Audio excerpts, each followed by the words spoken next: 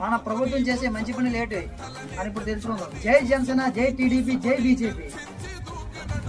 Volunteer ప్రతి ఒక్కరికి ఇప్పుడున్న వాలంటీర్లు తీసేయట్లేదు. వాలంటీర్ జాబ్ కంటిన్యూ అవుతుంది. ఇప్పుడు ఇచ్చే జీతం 5,000. మన తెలుగుదేశం జనసేన పార్టీ వస్తే కంపల్సరీగా ఇంకో వాలంటీర్ వచ్చి 15,000 జీతం. వికలాంగులు పింఛను ఇప్పుడు 2,000, 3,000 వేస్తారు. అదే వికలాంగులు పింఛను 6,000 చేస్తాం మామూలుగా. రాష్ట్ర మహిళలు ప్రతి ఒక్క మహిళకి ప్రతి నెల 1,500 రూపాయలు అంటే 1800 నుండి 5900 వరకు ఒక్కొక్కరికి 1,500 రూపాయలు చొప్పున నెలకి ఉపయోగపడుతుంది.